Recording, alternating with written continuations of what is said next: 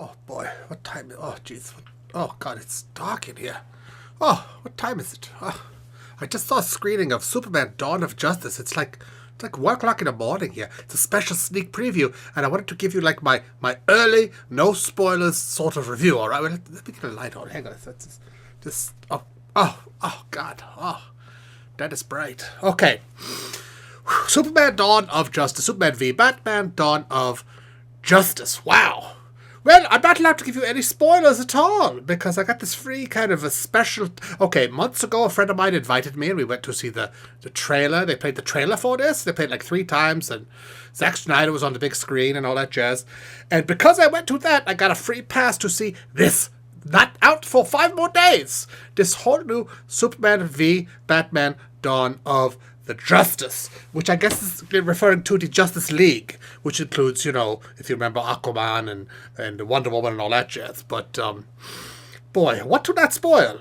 This is, okay, here's what we'll do. Nothing that you didn't know already. If you don't know anything at all about any film ever, like that Rosebud is a sled, okay, maybe we have a spoiler. But, you know, if you've maybe seen some trailers or whatever, or paying any attention at all, no spoilers, because this film is good. It's super fun. It's got lots of great action, lots of great Batman stuff, lots of great Superman stuff, you know, lots of great moral angst between, you know, the characters and what they should do and what they actually do and who's right and who's wrong. And I think everyone does a pretty good job. I always liked Henry Cavill. I quite liked the Man of Steel.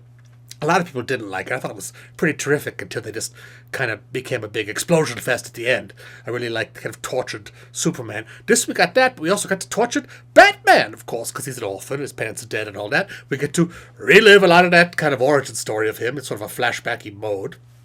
But we also get kind of, he's sort of like a later in life Batman. Like a lot of stuff from the recent Batman films appears to have happened. Sort of, but not all of it. It's weird. Like he hasn't retired and moved to France or whatever happened at the end of the last Dark Knight film. But his house is like kind of burned down. And he's living in this kind of a cool glass house by the river. It's a very beautiful film. It's very splashy and interesting and fun. And what's his name? Jesse Eisenberg, who's Lex Luthor. It's just crazy bones, psychotic the whole time. Where, you know, this guy, I'm surprised he's not locked up. I guess you're very rich. You could be crazy. And it kind of works out. He's just so evil. Oh, so evil. Anyway, without spoiling it, how can I even tell you? Okay, I'll give you one thing. It's not a spoiler. It's like the opposite of a spoiler. It's an unspoiler. It's a freshener. You know how at the end of superhero movies, they always have like a special scene at the very end where like you get a little tease about the next superhero film? Well, they don't have that. There's no end of credit sequence. So that's my personal service for you, America. Don't bother sticking around through the credits if you don't want to, because there is no Easter egg at the very end of the credits at all, or the middle of the credits. Once the credits start, it's just straight up credits with nothing extra special for you to enjoy. So there you go. You're welcome. I've saved you like 10 minutes of your life. What else? Usually I write these ahead of time, but I thought, you know, it's 1:30 in the morning. I'm quite tired. So I just wanted to give you my first impressions, which are, see it! You know, Perry White is lots of fun, and Lois Lane is spunky and gets in all kinds of scrapes and is saved by Superman a lot of times. Batman and Superman indeed do fight, and it's, you know, relatively plausible, I suppose, if you read the comic book The Dark Knight Returns back in the 80s. Similar to that, but different.